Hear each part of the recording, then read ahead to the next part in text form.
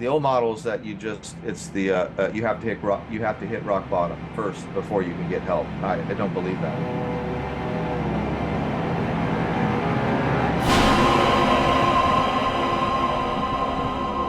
The symptoms are signals, and if you do not listen to the signals, the instinctual consciousness will compensate greater and greater and push harder and harder in order for it to be heard.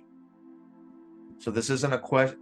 Rock bottom is just the complexes or the instinctual consciousness is pushed so hard that all of the trauma complexes around that have tried to keep this artificial dysfunction going on consistently, they broke down. You don't have to do that. You literally can. This girl that we're talking about, what we would do is something becomes an issue cognitively, right? So the instinctual consciousness has sent a signal to this woman: this relationship is bad. Yes, she's had 15 bad relationships, she's got a bad picker, but the context of this relationship is, your instinct is saying, I want to look at this now. This context, the name of this person, the financial context, whatever, it's probably replicating the origin stories of, or the confabulation stories of the original trauma complex.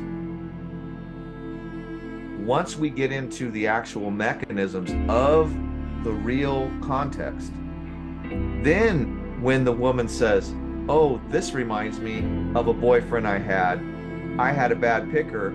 Okay, I don't care about the abstraction that you have a bad picker or whatever. I want to know about the context of that, because now your instinctual consciousness is telling me that we need to talk about this imagery, this scene, this context. And then it'll keep doing things like that. And then all of a sudden you'll have a weird thing. Well, I remember when I was 7 years old and I went to school. And then you find out it has the same context that you thought it originally had no connection with any of the 3 boyfriends that came up, and the current boyfriend, and the 7 years old at school. And then we find out the complexes, how it's, where the emotional tones are at, and where the events and the ideas that keep it in its complex, right, in its structure. We find out very clearly what the mechanisms are. And when that happens, this is a simplification, but when that happens, all of a sudden, for the first time, when it comes to these broken relationships that you felt no emotion towards, cold, other than these fits of neurotic behavior or whatever, all of a sudden you start to feel a deep emotional connection to these things. And unfortunately, a lot of times it's sadness, regret, shame, things like that. But you feel it, and you're not afraid of it.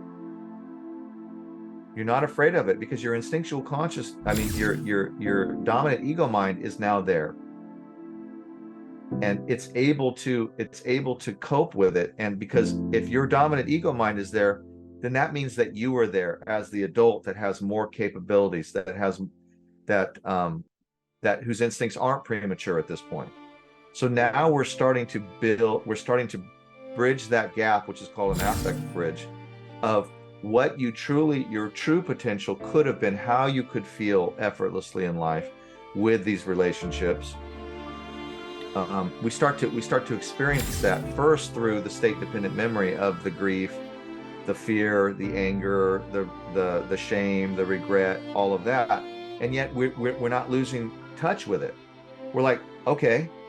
And then the instincts will bring the amount that you're able to handle. There are people who it opens up and they're ready to rock and roll. And there are people who the instinctual consciousness will send what is appropriate that it thinks that its dominant ego structure can handle, which is another component that we can't get into right now, developing the dominant ego structure. But the main thing is to get people connected to these affect bridges, because Once the instincts understand that they can bypass the trauma complex, they will start doing that whether you like it or not. And this is where people have at this juncture have a tendency to not like me too much when things start happening, and whether they like it or not.